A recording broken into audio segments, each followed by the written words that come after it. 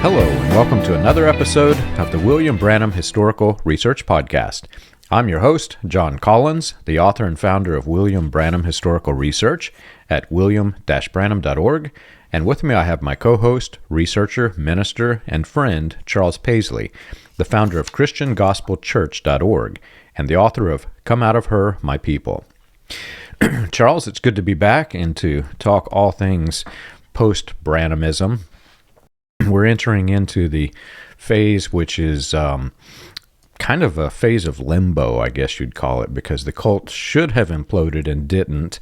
You had all the new splinter groups that were emerging that came out of latter rain that, you know, many of them thought Branham was the foretold messenger of the end time, and they started their own movements and different sects, etc. But within the message, it still continued to grow and evolve, which is fascinating if you stop and think about it. In today's world, you know, if you are a member of the message and you're listening to this, or if you've recently escaped, everything we're going to talk about sounds foreign to you because the cult has largely gone into isolation. There is no real outreach. They solely depend on people to birth children in order to grow the cult today. But when Branham died, that wasn't the case. There was this push to go out and try to bring new members in and grow this thing, which is odd because if you really studied what William Branham said, it was supposed to be this little tiny inclusive people. And what he basically established was what the cult ended up, an isolationist cult. But now we're entering the phase where it is the opposite of isolationist. I know the message after its big schism in 68 and 69 went on a big missionary push, John, and the message actually had lots and lots of outreach in those days. And the message actually continued to have lots of outreach up until the 1980s. Contrary to what the Charismatics like to say, they did not turn on the message when William Branham died. They turned on the message in the 80s. And it was in the 80s that our leaders all decided that darkness had fully set in on the Pentecostals and Charismatics, and there was no point to do any more research because they were all turned into darkness, right? But up until then, there was still overlap happening. There was still cross-pollinating happening, if you want to call it that. But more importantly, there was still outreach to go out and convert and recruit people into the message. It was very common up into the 80s. When we get to the 80s, we're going to talk about that.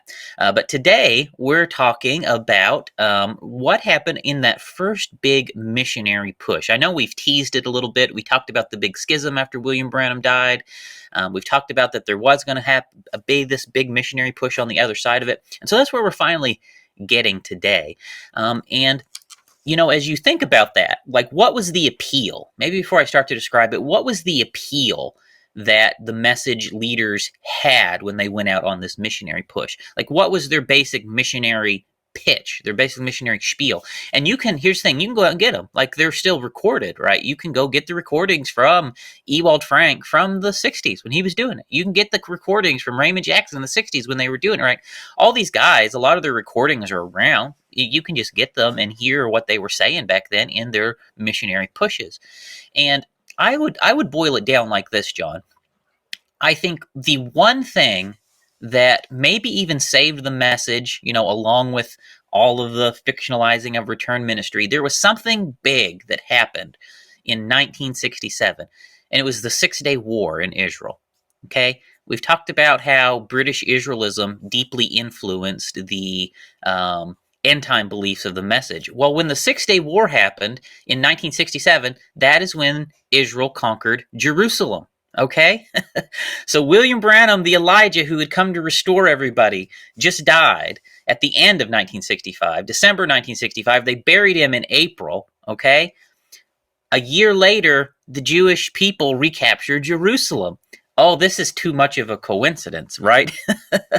And this features very prominently in the missionary push of what's happening back then. They're going to all the places, all the people that we're going to talk about today, and they are saying The Elijah has come. The Elijah of Malachi 4 that was foretold has come to return the hearts of the children back to the faith of the fathers.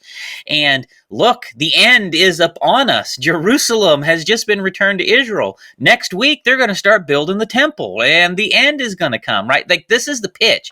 They have, it is imminent. It is upon us. It is about to happen. The message has believed that the end of the world is 6 months to a year's away for 60 years, ladies and gentlemen. And this was going on from the very beginning. And so there's this major sense of urgency that they're conveying to their listeners.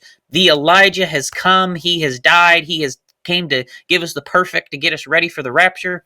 And here was this message that you need to get ready for the rapture. And look, the Doomsday scenario is already in progress. Israel has just recaptured the Holy Land, and it's all about to come. And so this sense of urgency builds into it.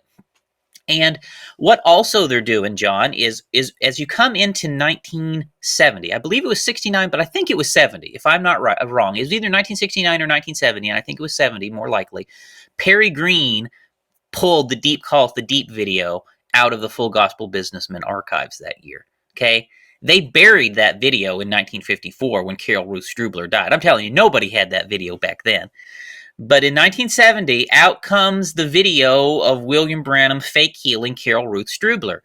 And this serves as part of their missionary draw, right? They're saying, the Elijah has come, the 6-day war, the Doomsday scenario is in progress, and look, here's our evidence that this is the prophet. Look, that little girl with leukemia that he healed. Did you see that goiter falling off of that woman in that video? You know, you've heard these things, I'm sure, John. I have. And this is what they're saying to their audiences, and they're drawing them in. They're convincing them this was indeed the Elijah. It is urgent. You must now respond to our call to separate yourselves and prepare for the rapture. There's so much there to unpack. I received several emails about the Israel focus.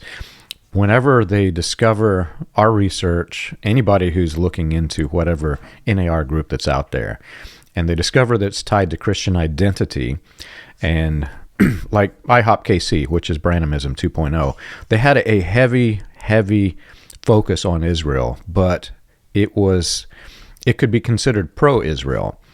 And the thing that people miss is that the message is the same way. Even though the message was based off of Christian identity, we were pro-Israel. But to understand that fully, you have to understand that any move that Israel makes fits within Christian identity. If they do anything, if there's a war, if there's a new leader, no matter what happens, if it happens, it can fit within that realm because you're looking for Israel as the basis of your faith, and that's typically what's taught in the message. But the funny part is, you mentioned, and I'm not going to go too deep. You're talking about the 80s and the push there. I honestly thought that this was an inclusive cult from the day William Branham died, and it was imploding, and it became this isolationist group.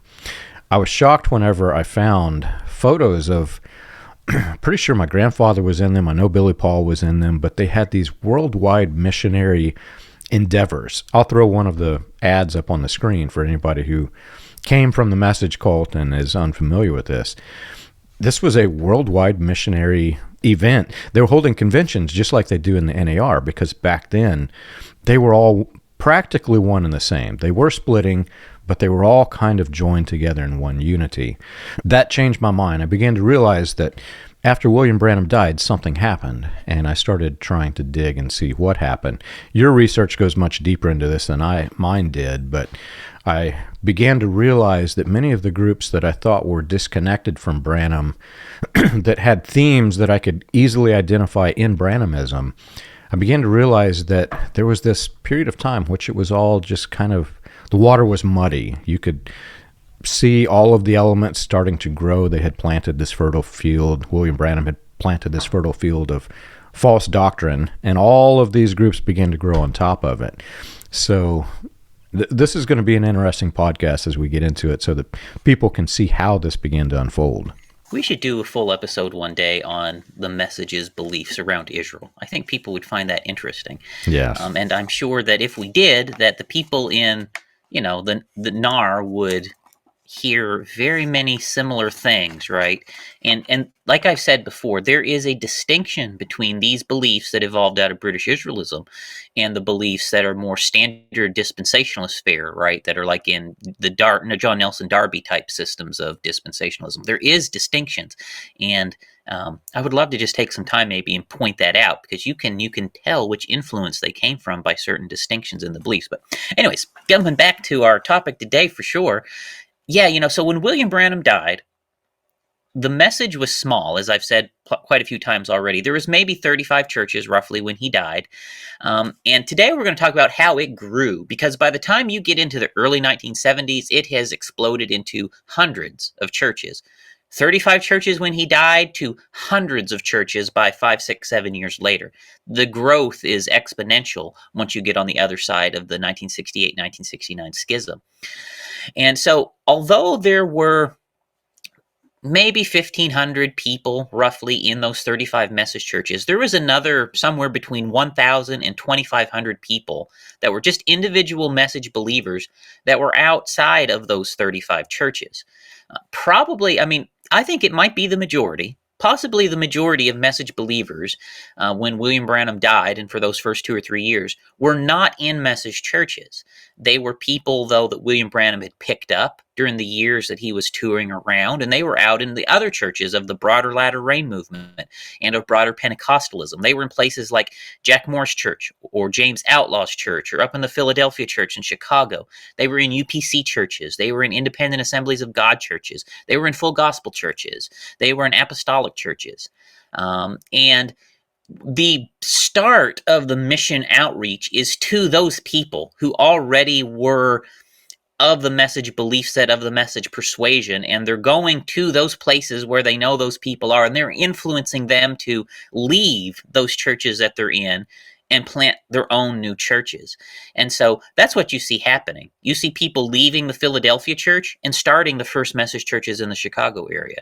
You see people leaving apostolic churches in Western Canada and starting the first message churches there. Same with Independent Assemblies of God churches. Same in Eastern Canada. You have his followers in the UPC leaving, starting the first churches there. And we're just going to kind of walk through some of that today, is with who did what and how some of that happened. But after that first major schism had rocked the message in 68 and 69, and the message broke into those two competing groups, it's really on the other side of that this big effort pushes. And I think, John, part of the first message missionary reach might have been these two factions fighting to get as many people on their side as possible. And it's really the fight to get as many people on their other side as possible out in the broader movement that actually kind of kicks off this missionary reach, right? Because people are going to the churches in Canada and to the people in the South and the people out West, and they're all becoming aware of this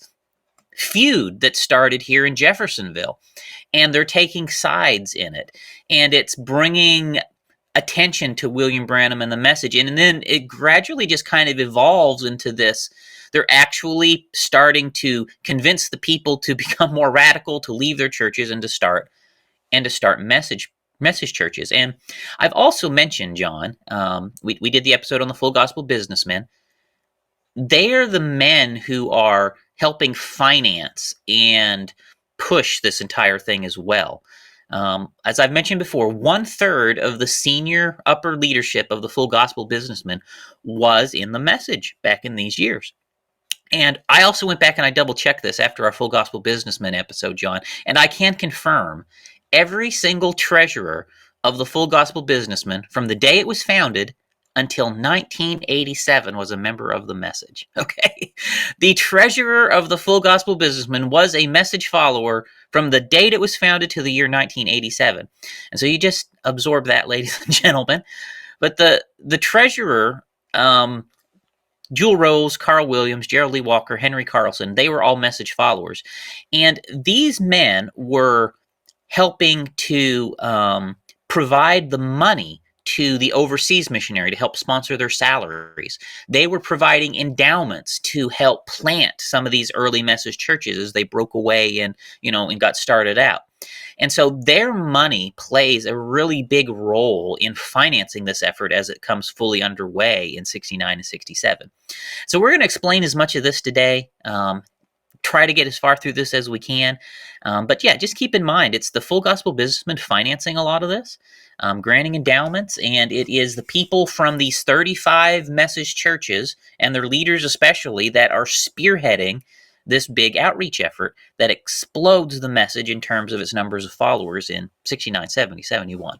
One thing that you mentioned that I want to focus in on just a little bit, many of these churches that I grew up, I considered message churches.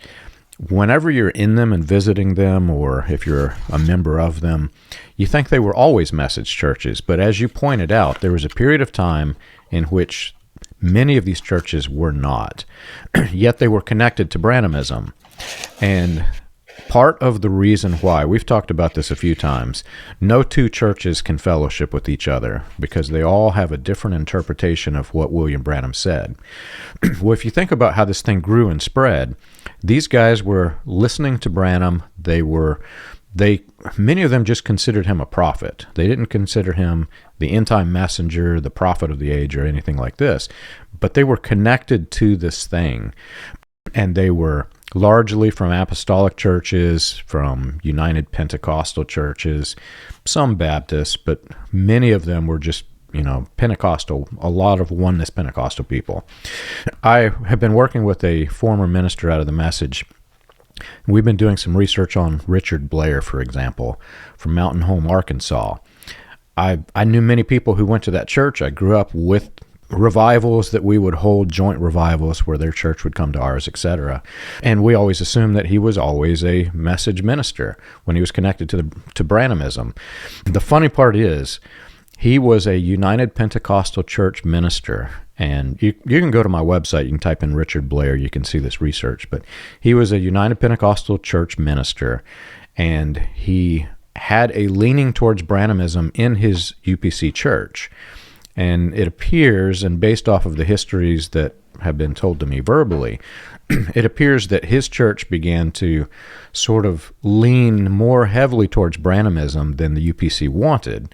And eventually he broke off and started his own church. But after William Branham died, probably, I want to say it was like a year later, he went full into Branhamism and transplanted his whole church because of this alleged Los Angeles prophecy that William Branham had. It made newspapers all over the United States that Branham said that when Los Angeles fell, there would be a tidal wave that just defied all logic and physics and would flood Louisiana and part of the United States. It's a weird thing, but the point I'm making is these guys that were in these, apostolic churches, Pentecostal churches, they were deeply affiliated with Branhamism, in so much that many of them, after Branham died, they began to listen to the tapes over and over and over again, started to brainwash themselves, and then formed their own versions of Branhamism. And that's why no two of these churches can fellowship with one another on doctrine. Oh, that's well put, John. And yeah, for our listeners out there, the importance of the United Pentecostal Church in this period of time, 68, 69, 70, is hard to understate. A very large faction of the early message converts came out of the UPC, and they came out in this period that we're talking about today. Now, you remember William Branham, I should say this, John, my own family came from the United Pentecostal Church, ladies and gentlemen, so I speak from experience. William Branham had been connected to the United Pentecostal Church from day one of the United Pentecostal Church. He was there in St. Louis at the convention when they organized, okay? And he headlined all of their major conventions in St. Louis for years and years and years, okay? The United Pentecostal Church is largely, I would say more so than any other group, is responsible for popularizing William Branham. Okay? It is just how it is. Raymond Hoekstra, who was his first campaign manager, was the pastor of the largest UPC church in the world. Okay? And what is still to this day considered the flagship of the UPC. You can't separate William Branham from the UPC in the way I know the UPC would certainly like to today. That is totally inappropriate, and it's a total denial of the actual history of the things that happened. And it's also a denial of the reality that a very large faction of the early message community came directly from the UPC. Not only did they come from the UPC, John, they were UPC preachers and leaders who came out and started a lot of these early message communities. And as we talk through some of this today, and maybe our next episode, you're going to hear that it was UPC ministers and missionaries spreading the message overseas, even, John, that's kicked off some of our overseas stuff. So the message was embedded in the UPC. Now, was the UPC the message? The UPC was not the message. Did the UPC endorse the message? The UPC did not endorse the message. But they were tolerant of William Branham. They were tolerant of the message, and they allowed the message to flourish within their churches for the entirety of William Branham's life and beyond. Okay? Yeah. And I'm telling you, the UPC did not condemn William Branham until the 1980s. And anyone who tells you otherwise, ask for the proof. There is no proof. It never happened, right? They'll say, oh, this happened, this happened. Where is the proof? Where's the document? Where's the evidence? I want to see proof. If they condemned William Branham before the 80s, UPC, please show us the proof, right? And the fact that they didn't is, to me, John, the absolute biggest black mark on the UPC that there could ever be. The fact that they popularized William Branham, they're responsible for popularizing him. They are responsible for doing nothing to get him under control, and they never condemned him his entire life, or even till the 1980s. And the fact that they never did that, John, and they allowed people like me to get sucked up into a cult is, I would never go to the UPC again for the rest of my life. God have mercy. What a terrible place would do a thing like that to me and my family. What in the world? Okay? So anyways, moving on. Keep in mind as we're talking, right? So we're talking about the missionary outreach of the message. And to a person who's a researcher looking in, they have completely disconnected Branhamism from all of this that exists in history. And in doing so, they have written a false history of the message and the word of faith and the charismatic movement and all of these things. But back during this time, they were so accepting of Branhamism because they had just been through the latter rain. Like you said, the UPC, they're all connected to it. So as we're talking through the missionaries, as they're having outreach programs, keep in mind that these guys were well welcomed and accepted in many of these UPC, apostolic, oneness churches, the new charismatic movement churches. All of this were, you could be a message minister and go into and preach, because at that time it was, like I said, the water was a little bit muddy. Some of them were full-out Branhamites, but others were just accepting of Branham as a prophet. And so you could get accepted into these churches because, you know, they weren't a cult. They just believed he was a prophet. Exactly right. Let's talk about something specific. Let's start getting into specifics. So I have mentioned the name Bill Padaris a few times, and I think our listeners have heard about him. He would have been in the anti-church order, anti-return ministry sect on that side of that first schism.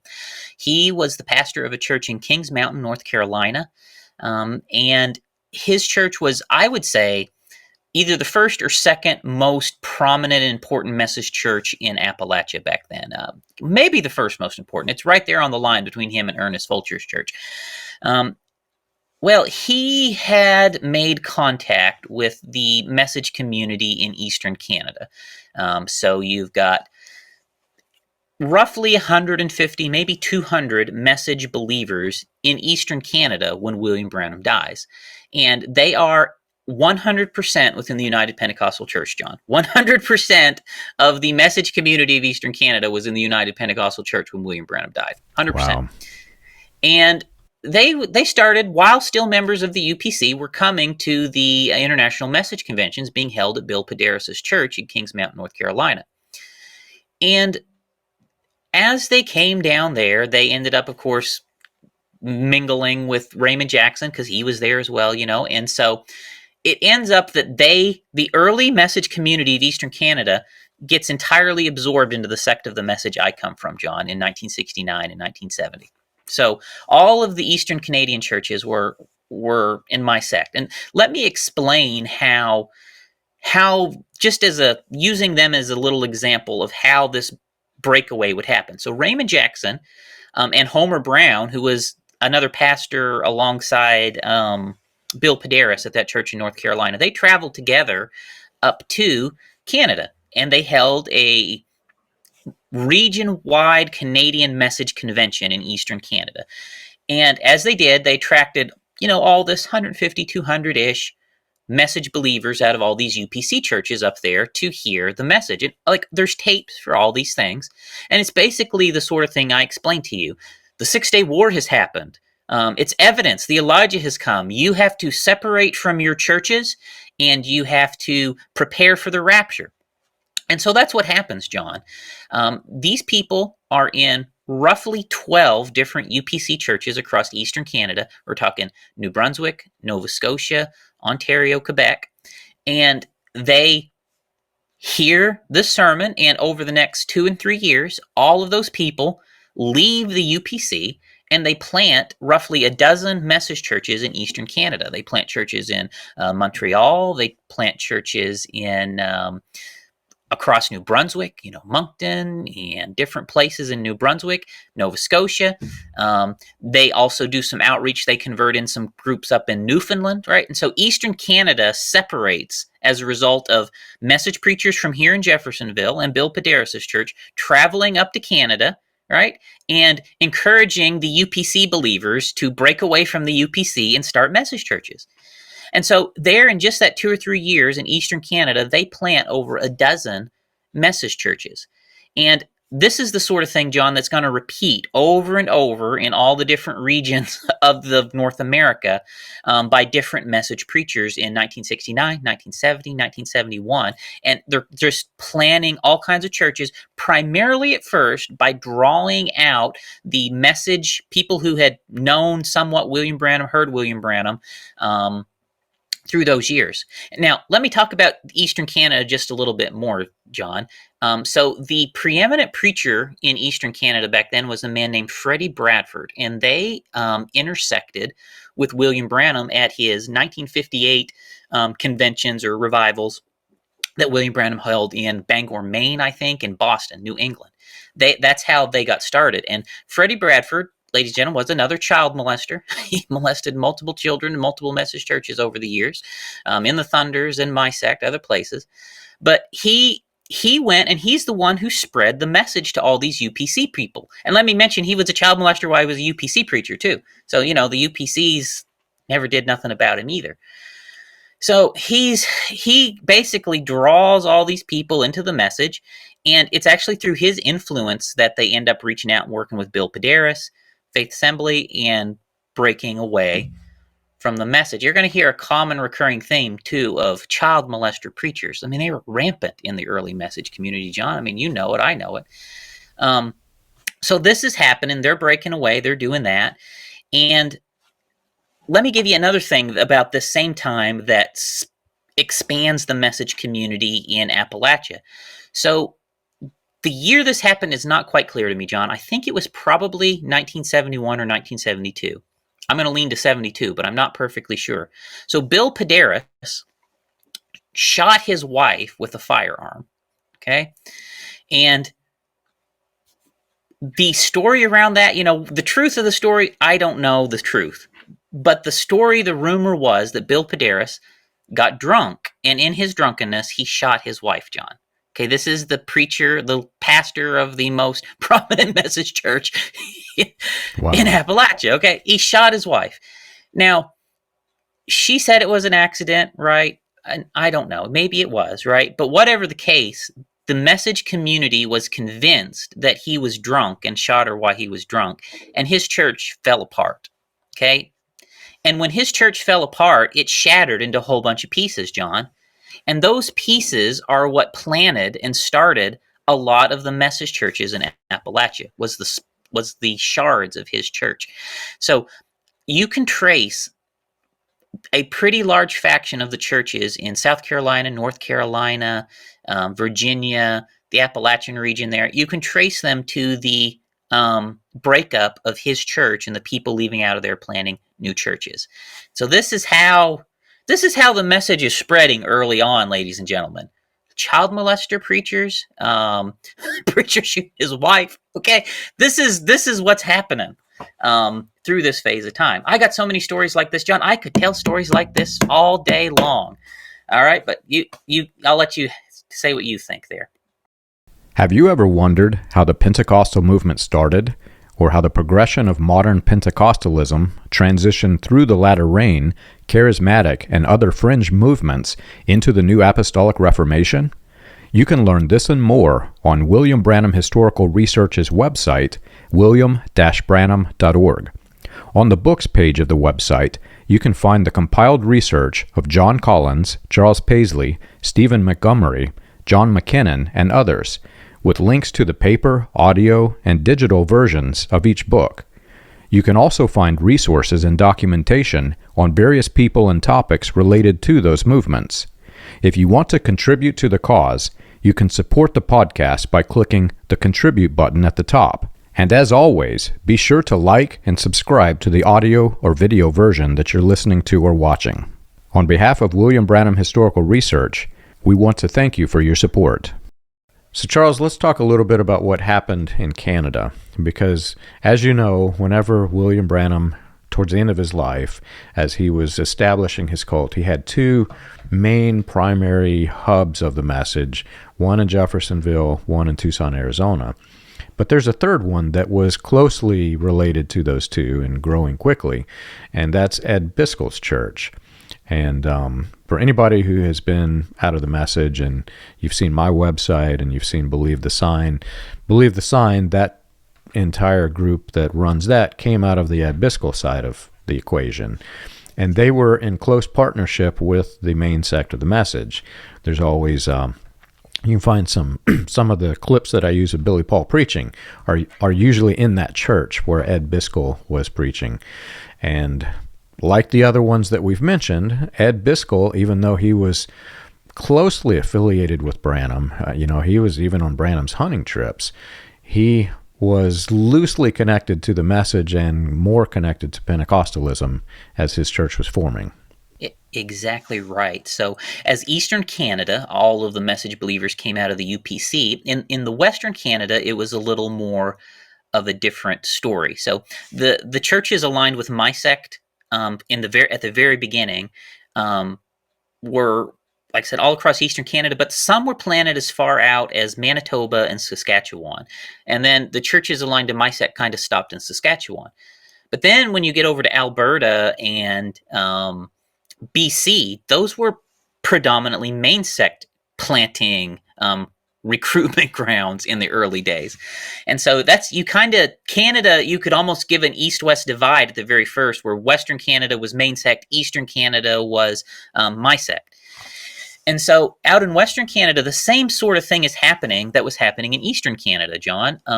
Preachers from the main sect are going up there, and they're going around to the Independent Assemblies of God churches and the Apostolic churches where William Branham had followers. And that's where Ed Byskal was in those days. That's where Terry Sproul was in those days. That's where a lot of the different people who are going to become shakers and movers were. There wasn't a true message church in all of Canada when William Branham died, but in this period of time, dozens of them sprung up pretty quickly. So Ed Byskal was an Independent Assemblies of God preacher. That was the denomination of AWS, Musin, and those guys. And the main sect starts going up there, Perry Green, Billy Paul, different ones, reaching out to him and encouraging him and helping sponsor him with, I'm pretty sure, full Gospel Businessmen money. And they help basically to launch Cloverdale up there, John. And Cloverdale is, I think today, probably the largest message church in North America. And it has been the largest message church in North America probably since, I would say, perhaps the 80s, certainly probably the 90s. I mean, it would be right there. It was a very large church. And of course, big churches have big money and can do lots of things and sponsor lots of outreach. So it grew into an important center of the message.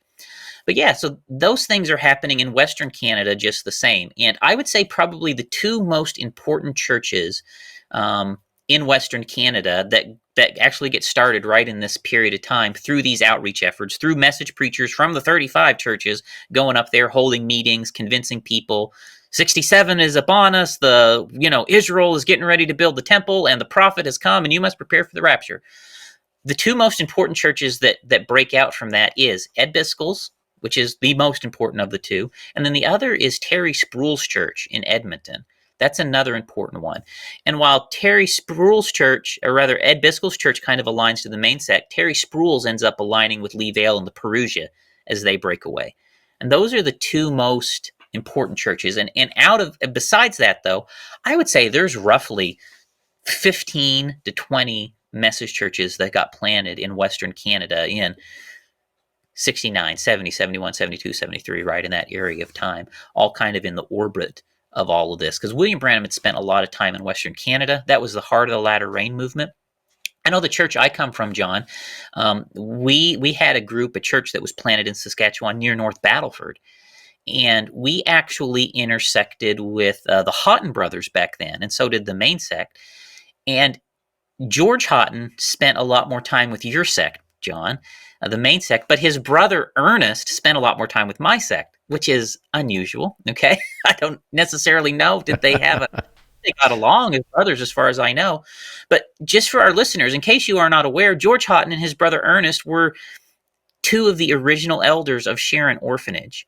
And they were the leaders of the latter rain movement from day one, okay? And where did they end up? They ended up fellowshipping with my sect, John, and with your sect, okay? The message has an absolute claim to be the main branch of the latter rain movement, right? We had the original leaders in our churches. Yeah, and they kind of aligned with us in that period of time, 69, 70, 71, as all of this stuff started to break out. Okay. So the next group I think we should talk about, John, is the South, okay, the American South. We had lots of churches in the South. I'd say we have more churches in the South than anywhere else, in the U.S., based on my knowledge. And the same thing that happened in Canada is also happening in the South. William Branham had a pretty big following in UPC churches, and by big, I mean several hundred people, in UPC churches in Mississippi, especially Mississippi, but also Arkansas and Louisiana. And the same thing starts to happen as preachers out of the main sect. We're talking Floyd Patterson. We're talking Earl Martin. We're talking Paul Brewer. We're talking, even your grandpa did some of this one. They're going down and they're visiting the UPC churches in Mississippi, Louisiana, and Arkansas. And just like the gentleman you mentioned here at the beginning, they're convincing them the same thing that they convinced the UPC people up in Canada. 1967, the war has happened. The temple's about to be rebuilt. The prophet has come. We must separate ourselves for the rapture. And what happens? They break away and they start the message churches in those regions. And we seed the majority of the early churches down there in that point of time came out of the UPC again. And we got dozens more churches in Louisiana, in Arkansas, especially Mississippi, out of the UPC back then. And another similar thing is happening in my sect of the message, John, in another part of the South. So there was another denomination that had a lot of interaction with William Branham called the Apostolic Church of the Lord Jesus Christ. And the Apostolic Church of the Lord Jesus Christ they're like a oneness Pentecostal group. They had churches, especially in Alabama, in Georgia, in Mississippi, and Arkansas and Oklahoma. And my sect of the message is going around to those churches, John. And it's the same thing. It's the same story. The prophet has come to prepare us for the rapture. Look, they just took over Jerusalem. The temple is going to be built. We must separate and prepare for the rapture. And they do. And when this happened, John, we actually had it full. I would say, from the Apostolic Church of the Lord Jesus Christ side of things, it was a full-on schism. We pulled I want to say 25 of their churches roughly left that denomination and they joined the whole message.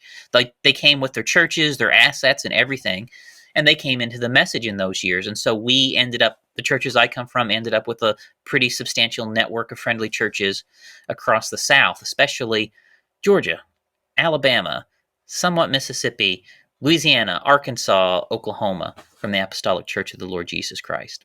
Yeah, I was a little surprised when I learned that the Houghton brothers were deeply affiliated with the message long after Latter Rain imploded, because I was doing some research and I was gathering information from a person who was there. They knew, and they said, I believe it was them that told me it was the youth meetings that George Houghton was attending and helping out.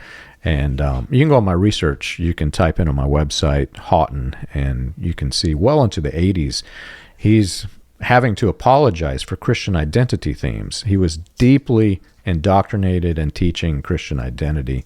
In fact, somewhere we've got a clip, I think you found it, where he's saying some very racist and anti-Semitic things. I'll just leave it at that. And I think YouTube might filter me if I say what he actually said.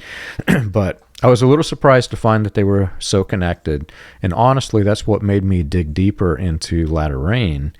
You knew it, but in the main sect, we did not know that William Branham was so closely tied to Latter Rain, because at the end of his life, he started condemning the Latter Rain movement whenever he's condemning everybody, anybody who he can condemn. And we had this mental image of Branham as having a consistent doctrine from 1947 to 1965. So we thought if he condemned Latter Rain at the end, he must always condemn Latter Rain. That's how we were indoctrinated. But I learned that he's tied to the Houghton brothers. The Houghton brothers continued affiliation with the message, probably till their deaths. I'm guessing they did forever. But it was a little surprising to me, and that plays into the picture because remember, as I said, all of these different various groups are accepting of message people. The Houghton brothers were tied to Branhamism as the Charismatic movement is being birthed, and they're teaching Christian identity. So now you're getting the Christian identity threads from the message, from the Houghton brothers in the original Latter Rain sect, and this turns into a big mess. I'll just say it like that. Another thing happening right in this period of time is that the Full Gospel Businessmen helped sponsor a radio station, John, and a radio lineup in the Midwest. And I believe it was broadcast out of Lima, Lima, Ohio. Take it or leave it. I don't. People say it different ways. I'll say Lima. You can say it however you like. But I believe the station was based in Lima, Ohio. And at any rate, this radio broadcast featured multiple message preachers, John, on their radio program. And about that time, that was roughly the same time that the Full Gospel Businessmen helped plant the major message church there in Lima as well. I don't know that the radio broadcast was controlled by the church itself, or that was maybe another organization or another entity, but I think there was some affiliation there for sure. And so the Full Gospel Businessmen helped plant that church there in Lima. There was a radio broadcast, and that actually attracted quite a few people in the Midwest to the message, John.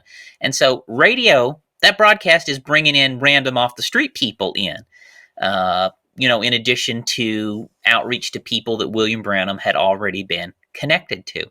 And there's actually several churches across Ohio that end up springing up in that period of time as a result of efforts from, we'll say, Lee Vale, from the Full Gospel Businessmen, and also the fruits of that radio station. And I believe that radio station ran for a good 10 years or so, growing and bringing people in. Now, out west in the United States, the western United States, similar things are happening too. So Perry Green and Floyd Patterson and the bigger, more prominent preachers out in Arizona, Doug McHughes and so forth, Roy Borders probably more so than anyone else was doing this. They're going around to all of the churches where William Branham was popular in the western United States. Think about the Foursquare churches where William Branham spent a lot of time, and apostolic and type churches out there. And they're doing the same thing that my sect is doing in the South and Eastern Canada and Jeffersonville and stuff is doing, in Arkansas and down south. They're doing the same thing out there. They're going to these places where William Branham had traveled, and I'm telling you, it is the same spiel. The Elijah has come to prepare us for the rapture. We must take his message and prepare. Look, Israel has just recaptured Jerusalem. The temple is about to be built. You have no time to waste. You must respond to our urgent appeal. And that is the 30-second sum of the sermon. They would take, an hour to say that. but that was the it. And they play, look, the deep calleth the deep. Carol Ruth Strubler, look at that little girl that was healed of leukemia. Look at the goiter falling off of this woman. This was our Elijah. That's what they're doing. Yeah. And they're trying to get the people to separate. And so that successfully, again, plants, through those separations, plants churches up and down California, in Washington, in Oregon. They get quite a few churches spring up in Arizona through that period of time, right? Like people in James Outlaw's church come out through that, for example, right? People in Jack Moore's church came out through that sort of stuff. In Louisiana, the same thing. In Texas, churches are getting planted in Texas. And I think probably another very important church that's planted in this period of time through these efforts is Jack Bell's church in Texas. I would say Jack Bell's church is probably the most important Texas church. And Jack Bell ultimately, he's main sect at first, but he ultimately starts to align with Lee Vale and the Perusia as that sort of stuff comes. But Jack Bell's church was an important early church that popped up in this period of time. But the same thing, there's churches being planted in all of these places that William Branham frequented. And, William Branham had regular stops in his circuit, through all those places. Perry Green's father, who is also named Perry Green. So that can be confusing, okay? Because Perry Green and Perry Green were two different people. And when you listen to William Branham talk and different stuff, it's not always clear which Perry Green he's talking about. And I think some people get confused about that. Perry Green, the son, did not convert to the message until 1964, okay? According to his own testimony. Perry Green, the father, was following William Branham for a lot of years, okay? And his son was tagging along, but his son was, he didn't claim to really start believing the message. William Branham was this Elijah prophet until 1964. So anyways, Perry Green Sr., he was at a church. He was a full gospel businessman too. He was at a church in Beaumont, Texas, and I think, John, that they more or less owned that church as the richest people in the church, and they did what they wanted with it. That was another church that was kind of important to help spread the message in that area and convince other people to come out and plant their own churches. So anyways, this is happening all over the United States and Canada, and this is the most fertile recruitment ground because there's all kinds of people who actually already believe the message, and they were in all of these other churches. And it's these people from especially the preachers of the original 35 going to all these places and saying, yep, it's time, ladies and gentlemen. We must exit these wicked, filthy denominations. The end is upon us, And the 6-day war, it's really hard to understate just how important that was in the pitch, right? Because not only had the prophet died, now it seems like something big is really happening, the 6-day war. Now, of course, here we are, 50, 60 years later.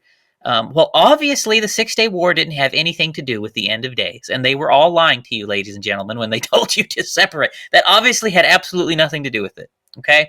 And so here we are, all these years later. All these churches were broken up, split up, everything else. And, it started the early message community. And I would say by the time you get to 1970, 71, there are probably 250 message churches in North America. So we went from 35 and 65 to 250 1971. Exponential growth.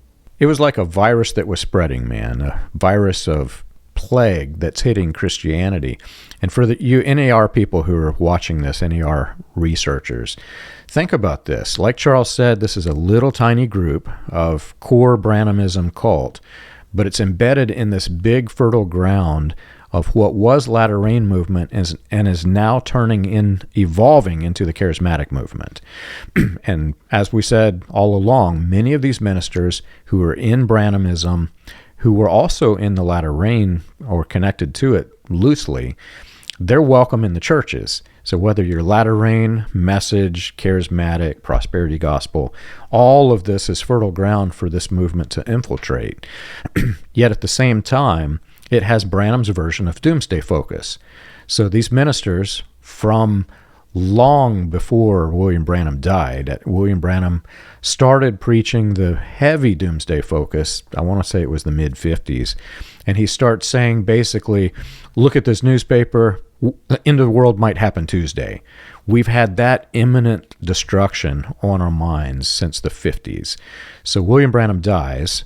He's indoctrinated everybody of that mindset. You must think doomsday focus. So now it's this fertile ground of people who are accepting of the doomsday focus doctrine. And you have this growing movement, quickly growing, of ministers who can easily go into these churches and they're accepted.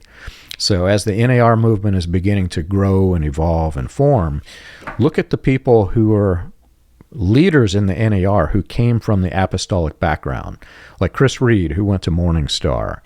He's preaching Branham sermons. You know, I've got a few examples on the videos that you can watch, but he's preaching Branhamism just straight out of Branham's playbook. And you think of people like Mike Byskal, who came also from the apostolic backgrounds. All of these people who came from these backgrounds were in churches that were either directly tied to, loosely affiliated with, or heavily influenced by William Branham. Well said, John. And you're right. The message is obsessed with doomsday. In fact, the doomsday, the imminent, immediate coming doomsday is the entire justification for the message to exist, okay?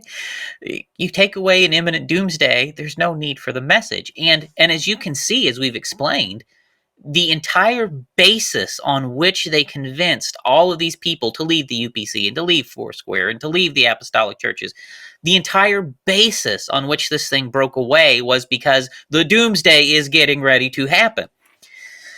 And so if you take that away, there is not even a basis for any of this to exist.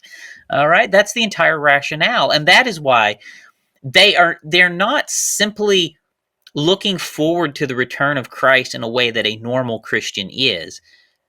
The leaders especially are desperately in need of the doomsday in order to salvage their reputations, in order to be right, in order to justify everything they have done. I want you to think about, just if you step back and you think about this, everything that has happened since all of these people broke away and did all this in the name of these doomsday beliefs to the present day was not justified. Nobody was justified in leaving the UPC over doomsday. Nobody was justified in leaving Foursquare over doomsday. None of this was justified. The basis on which all of this happened was a scam and a hoax. And unless the doomsday hurries up and happens next week, you know what I mean? It continues to be a scam and a hoax. And people with enough sense, they can see this, And at what point has time gone far enough that we can say they were lying to us? They were deceiving us, right? And for me, John, it was a long, long time ago. The end should have happened a whole long time ago to justify all of the doomsday madness from 50 or 60 years ago, right? You telling me the doomsday's coming and hey, 95% of the people are all dead and the doomsday didn't happen. They died of old age. What in the world? Like, how does this make sense? How does it make sense that we tell all these people the end of the world is coming, you must prepare for the rapture, and 95% of them die of old age and the rapture didn't come? Like, how does this make sense anymore? It doesn't make sense anymore, right? No. The rapture was not coming for them. You were lying to them when you said that to them. You were lying to them when you manipulated them to leave churches and join a cult. The end did not come for them. So the whole thing was a deception.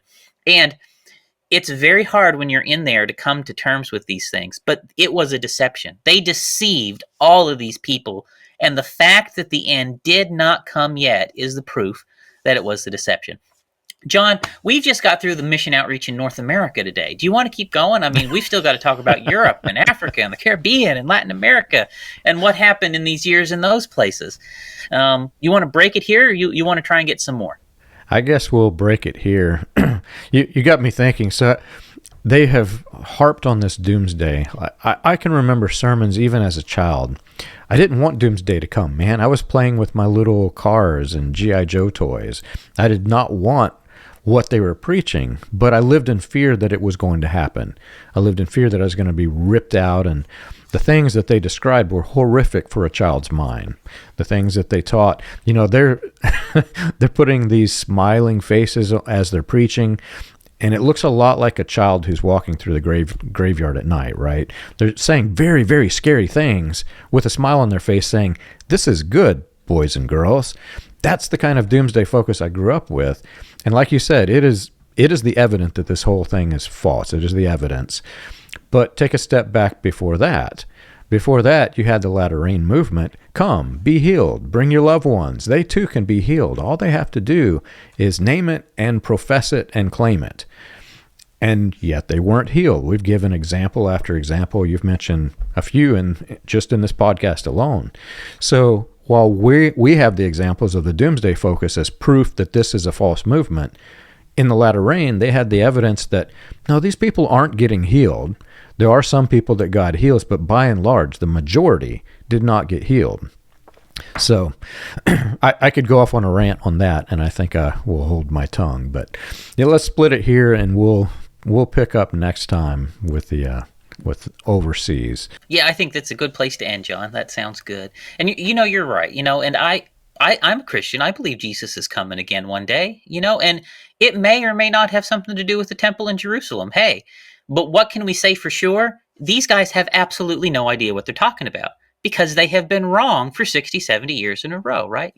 Somewhere along the way, you have to have a track record of being right. And these guys have a 60, 70-year track record of being wrong. They cannot be trusted as authorities on this topic. And so move on, ladies and gentlemen, from that for sure. If you've enjoyed our show and you want more information, you can check us out on the web. You can find us at william-branham.org and christiangospelchurch.org. For more about the history of William Branham and the healing revivals, read Come Out of Her, My People. And for more about the dark side of the NAR, read Weaponized Religion, From Christian Identity to the NAR, both available on Amazon, Kindle, and Audible.